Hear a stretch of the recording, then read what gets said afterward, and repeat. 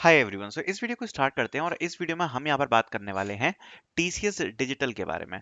इस कल हमने बात करी थी टीसीएस प्राइम रोल के बारे में, आज हम बात कर रहे हैं टीसीएस डिजिटल के बारे में। कल बहुत बच्चे पूछ भी रहे थे कि इसका जो सैलरी कंपोनेंट है वो क्या होगा, इन हैंड सैलरी हमारी क्या बन रही होगी। ठीक है, तो वो सारी चीजें हम इस वीडियो में डिस्कस करेंगे, प्लस ये रोल में आपको क्या वर्क देखने को मिल सकता है वो भी हम इस वीडियो में यहाँ पर बात करेंगे। ठीक है, तो स्टार्ट करते हैं इस वीडियो को। सबसे पहले यहाँ पर सैलरी कंपोनेंट के ब्रेकडाउन को एक बार समझ लेते हैं।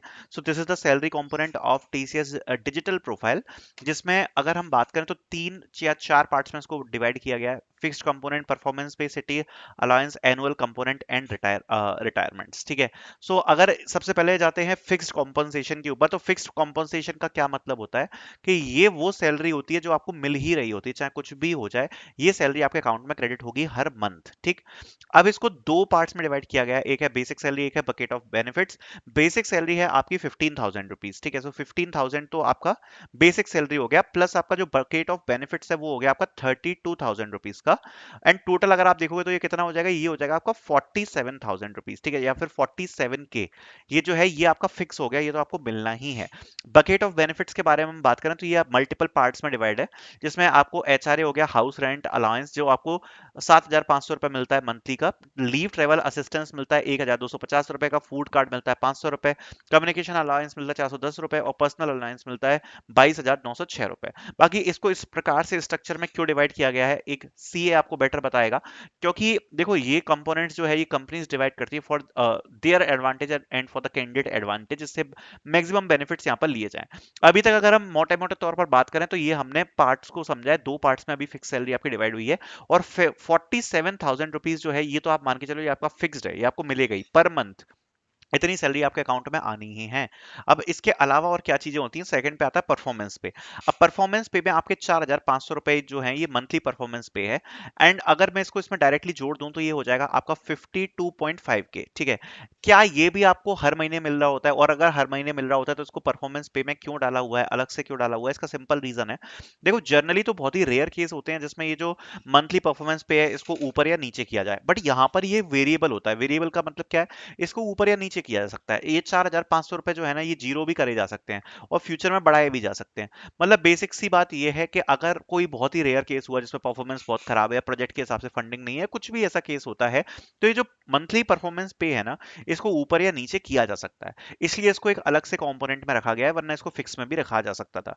वैसे तो ये पर मंथ आपको सैलरी में मिल ही जाएगा, बहुत ही रेयर केसेस होते हैं जिसमें ऐसा कुछ होता है, तो इसको भी हम जोड़ ही देते हैं। तो 52.5K ये आपकी सैलरी अभी तक हो चुकी है। फिर आता है परफॉर्मेंस बोनस जो कि है आपका 3,100 रुपए। अब ये कैसे मिलता है आपको, ये मिलता है 3 मंथ्स के हिसाब से। मतलब देखो आपको हर मंथ लगभग 3,000 रुपए मिल रहा है, तो आपको ये पहले महीने मिला, 2 महीने मिला, 3 महीने मिला, टोटल कितना हो गया, 9,000 रुपए। अब ये जो 9,000 रुपए है ये आपको आफ्टर 3 मंथ्स मिलेगा, सैलरी के साथ नहीं मिलेगा। अब ये ऐसा क्यों हो रहा है, उसका एक सिंपल रीजन है। ये जो होता है ना परफॉर्मेंस बोनस, ये अगेन आपकी परफॉर्मेंस डिपेंडेंट होता है। And most of the cases में ये भी आपको, जैसे इसमें 9,000 रुपए आपको मिलना चाहिए पर 3 मंथ बाद, तो वो आपको 9,000 रुपए मिल जाएगा। ठीक है, मोस्ट प्रोबेबली आपको मिल जाएगा। बट अगर कुछ ऐसा होता है कि परफॉर्मेंस खराब है तो ये जीरो भी हो सकता है, ये 4,000 5,000 भी हो सकता है, और रेयर केसेस में ये बड़ा भी हो सकता है, लाइक 10,000 रुपए, 11,000 रुपए, बिकॉज ये वेरिएबल होता है। मतलब परफॉर्मेंस डिपेंडेंट है, मतलब इसमें ऐसा कुछ नहीं है कि आपका फिक्स है, ये परफॉर्मेंस डिपेंडेंट होता है। बट जनरल केस को अगर हम लेके चलें तो 60 to 70% केसेस में ये आपको पूरा आपका, जैसे 9,000 रुपए इसमें आपके बनना है तो ये आपको मिल ही जाएंगे 3 महीने के बाद। ठीक है, अभी हम फिक्स की बात कर रहे थे, तो फिक्स में अभी अपन कहाँ तक पहुंच गए, अभी तक हम फिक्स में पहुंच गए हैं 52.5K पर।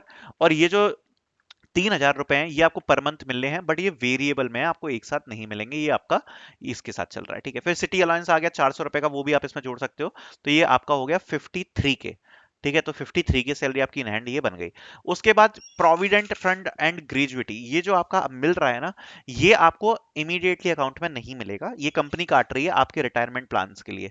ठीक है, मतलब जब आप कंपनी छोड़ोगे तो आपको ग्रेजुइटी फंड मिल जाता है, जीएफ मिल जाता है, एंड प्रोविडेंट फंड आपका कटता रहता है। ठीक है, एंड जो हेल्थ इंश्योरेंस है ये टीसीएस आपको अपनी तरफ से प्रोवाइड कराएगी, इसके 12,330 रुपए जोड़े हुए हैं, बट इसमें आपको कुछ नहीं पे करना, ये टीसीएस आपको देगी।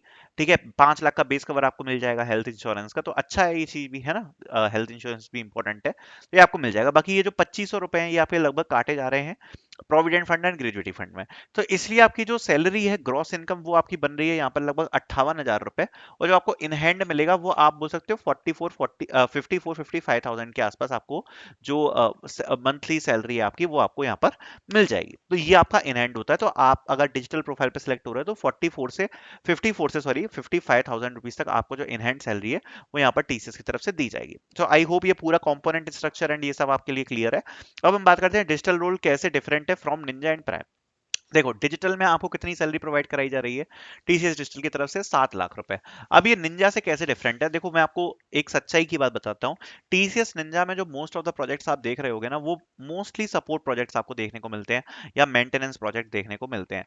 अब मैं ये नहीं कह रहा कि सारे सपोर्ट प्रोजेक्ट या मेंटेनेंस प्रोजेक्ट बुरे होते हैं। कई बार मैंने देखा है maintenance projects are very very good, क्योंकि जो डेवलपमेंट प्रोजेक्ट्स होते हैं ना, तो उसमें एक बहुत बड़ी प्रॉब्लम होती है। क्या प्रॉब्लम होती है? सब लोग कहते होते हैं डेवलपमेंट प्रोजेक्ट अच्छे, बट एक इशू होता है। नया चीज आप डेवलप कर रहे हो, हर चीज में बहुत टाइम लगेगा, चाहे वो एक्सेस हो, चाहे डेवलपमेंट आपके एक्सेस ग्रांट होने के बाद हर चीज का अप्रूवल होगा, बिजनेस प्रोसेस होगी, तो हर चीज में बहुत ज्यादा टाइम लगता है। एंड मेंटेनेंस प्रोजेक्ट का क्या फायदा है कि इसमें हर चीज ऑलरेडी डली हुई है, आप मेंटेनेंस कर रहे हो, तो आप कम समय में ज्यादा चीजें सीख पाते हो। जैसे फॉर एग्जांपल मैं आपको बता रहा हूँ, देखो ध्यान से सुनो। सपोज एक फ्रंट एंड वेबसाइट आपको डिजाइन करनी है, ठीक है, फ्रंट एंड वेबसाइट आपको डिजाइन करनी है। सपोज ये आपका फ्रंट एंड पेज है जो आप डिजाइन कर रहे हो। अब ये फ्रंट एंड पेज जब आप डिजाइन कर रहे हो, यहाँ पर सपोज एक बॉक्स आ रहा है और दो छोटे बॉक्स इधर आ रहे हैं। अब सबसे पहले ये डिजाइन आपका बनेगा, इस डिजाइन के बाद आप अप्रूवल लोगे, ठीक है। अप्रूवल लेने के बाद जब ये अप्रूवल हो जाएगा और इसकी प्रोसेस चलती रहेगी, एक्सेस वगैरह मिलेगा, बहुत रट्टे होते हैं, एंड उसके बाद जाके आप इस पर वर्क करना अपना स्टार्ट करोगे, काम करना स्टार्ट करोगे। ये डेवलपमेंट प्रोजेक्ट का प्रोसेस है। इसमें बहुत ज्यादा डॉक्यूमेंटेशन और मीटिंग ये बहुत ज्यादा होती है। मतलब अगर आप 8 घंटे काम कर रहे हो तो 8 घंटे में से आप 2 घंटे ही एक्चुअल कोड कर रहे होगे, 5 से 6 घंटे आपका मीटिंग, डॉक्यूमेंटेशन, अप्रूवल में ही निकल जाता है। और अगर हम बात करें यहाँ पर मेंटेनेंस प्रोजेक्ट, ये तो उसमें क्या फायदा है कि ये आपका जो फ्रंट एंड है ये ऑलरेडी बना हुआ है और इसका जो कोड है वो आप ऑलरेडी देख सकते हो। अब प्रॉब्लम क्या आ रही है? प्रॉब्लम ये आ रही है कि बस यहाँ पर ये जो दो बॉक्स बने हुए हैं इसको 3 करना है। ये मेंटेनेंस में आ गया कि कोई आपको छोटा सा नया फीचर डालना है या कुछ करना है, या फिर फॉर एग्जांपल ये जो बॉक्स है ये थोड़ा सा लोडिंग टाइम ज्यादा ले रहा है, तो आपको मेंटेनेंस में इसको कम करना है। अब आपके सामने तो पूरा कोड है ना, जो कि सपोज 20 फाइल्स में लिखा हुआ है, तो आप उनको रीड कर सकते हो, देख सकते हो। लर्निंग आपकी जो होती है ना, वो थोड़ी सी ज्यादा स्पीड में होती है। आप उसी टाइम पर सारी चीजें कर रहे हो, मैनेज कर रहे हो, डेवलप भी कर रहे हो, और आपका फिर डिप्लॉय भी आप करना सीख जाओगे, ठीक है। जबकि इतना डेवलपमेंट प्रोजेक्ट में लर्निंग ज्यादा होती है, बट टाइम बहुत ज्यादा उसमें लिया जाता है, ठीक है। तो मैं मेंटेनेंस प्रोजेक्ट्स को बेटर मानता हूं सपोर्ट प्रोजेक्ट से। अब ये सपोर्ट प्रोजेक्ट्स क्या होते हैं? सपोर्ट प्रोजेक्ट्स क्या होते हैं उसको एक बार समझ लेते हैं। सपोर्ट प्रोजेक्ट्स एक अलग ही, मतलब एक अलग ही बला है, और हर कोई इनसे थोड़ा बहुत परेशान रहता है, बट जरूरी होते हैं। ये सपोर्ट टीम सबको अच्छी लगती है, बट जो इसमें काम करता है उसके लिए थोड़ी सी डिफिकल्ट होती है, और मजा नहीं आता, मैं आपको सीधे बताऊं तो अब फॉर एन एग्जांपल, जैसे सपोज एसएपी पर आपको कुछ प्रोजेक्ट बनाना है। अब होगा क्या, जो सपोर्ट टीम का काम है वो रहता है एक्सेस रिलेटेड, एंड जो आपके सिस्टम्स हैं वो आपके प्रॉपरली वर्क करें, ठीक है, एक्सेस रिलेटेड चीजें सही हो, डेटाबेस प्रॉपर तरीके से मैनेज हो।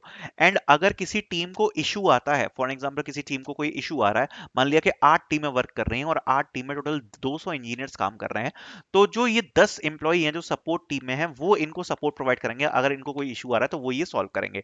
तो एक क्या होता है कि जनरली इसमें है ना, आपको जैसे 8 घंटे की शिफ्ट है ना, तो 8 घंटे आप बिल्कुल भी, मतलब थोड़ा हेक्टिक भी हो जाता है, बिल्कुल रिलैक्स नहीं कर सकते, बिकॉज किसी भी वक्त कोई भी इशू आ सकता है। तो आपको एक तो हमेशा मीटिंग पे अलाइव रहना पड़ेगा, ठीक है, और बहुत ज्यादा आपको मतलब कॉन्शियस रहना पड़ता है। बट जैसे डेवलपमेंट प्रोजेक्ट है तो आपको पता पड़ जाएगा, या मेंटेनेंस प्रोजेक्ट है कि भैया ये काम है, तो अगर आप अपने हिसाब से भी फ्लेक्सिबिलिटी से उसको कर सकते हो।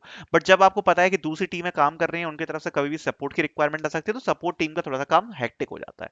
तो ये चीज यहाँ पर परेशान करती है। अब डिजिटल के बारे में बात करें तो डिजिटल के कैंडिडेट को जनरली तीनों टाइप के प्रोजेक्ट मिल सकते हैं, या तो सपोर्ट हो गया, या तो मेंटेनेंस हो गया, या डेवलपमेंट हो गया, ठीक है। अब यहां पर मैं आपको एक चीज बताऊंगा, जो टीसीएस निंजा वाली प्रोफाइल है ना, उनको ज्यादातर डाला जाता है सपोर्ट प्रोफाइल में, क्योंकि ऑब्वियसली उन लोगों का जो पे है वो कम है। अब टीसीएस आपको ज्यादा पैसा दे रही है तो वो चाहेगी कि आप बेटर काम करो, अगर क्लाइंट से ज्यादा चार्ज कर रहे हैं तो। मेंटेनेंस के प्रोजेक्ट डिजिटल वालों को काफी ज्यादा मिलते हैं, ठीक है। एंड जो डेवलपमेंट वाले प्रोजेक्ट हैं, सही बताऊं तो उसमें प्राइम वालों को प्रेफर किया जाता है, ठीक है। बट डिजिटल वालों को भी इसमें प्रेफर किया जाता है, जो कि डेवलपमेंट के प्रोजेक्ट होते हैं, ठीक है। प्राइम वालों को उसमें भी थोड़ा सा जो ऊपर हाई एंड एरिया होता है उसमें यहाँ पर प्रायोरिटी दी जाती है। तो मतलब एक आप ये मान लो कि 50 to 60% चांसेस होते हैं मेंटेनेंस प्रोजेक्ट मिलने का, जिसमें आप मेंटेनेंस का काम कर रहे होगे, या फिर आपके 30-40% ये भी चांस होते हैं कि आपको डेवलपमेंट प्रोजेक्ट यहाँ पर देखने को मिलेगा। ठीक है, जो टेक स्टैक होगा उसकी ट्रेनिंग यहाँ पर आपको मिल जाएगी। तो ये आपका है टीसीएस डिजिटल। टीसीएस डिजिटल की प्रोसेस कैसे रहेगी भाई, देखो आपकी ज्वाइनिंग होगी, ज्वाइनिंग के बाद आपकी चलती है ट्रेनिंग्स। अब जब आप ट्रेनिंग्स कंप्लीट करोगे आपका पीआरए असेसमेंट होगा, पीआरए असेसमेंट आपको क्लियर करना है। जैसे प्रोजेक्ट रेजिडेंस असेसमेंट आपका क्लियर होगा, आपको मोस्ट प्रोबेबली प्रोजेक्ट मैनेजर्स के कॉल आना स्टार्ट हो जाएंगे। वो अपने प्रोजेक्ट को एक्सप्लेन करेंगे कि क्या काम है, क्या टेक स्टैक है, आप उस प्रोजेक्ट को ज्वाइन कर सकते हो। जब आप ज्वाइन करोगे तो ज्वाइन करने के बाद सबसे पहले आपकी इंटरनल प्रोजेक्ट ट्रेनिंग होती है। अब ये जो इंटरनल प्रोजेक्ट ट्रेनिंग होगी इसमें आपको सारी चीजें सिखाई जाएंगी, मतलब जो भी इंटरनल प्रोजेक्ट से रिलेटेड है वो सब। ठीक है, एंड उसके बाद जब आप ये चीजें सीख जाओगे फिर आपको एक्सेस दिया जाता है प्रोजेक्ट का, एंड उसके बाद आपको सबसे पहले छोटा मोटा काम दिया जाएगा, work on documentation and like this, and उसके बाद आपको इन डेप्थ यहाँ पर प्रोजेक्ट में लिया लिया जाता है। तो ये यहाँ पर आपकी जो पूरी प्रोसेस होती है वो आपको देखने को मिलती है। आई होप ये चीजें क्लियर होंगी। Thank you so much for watching.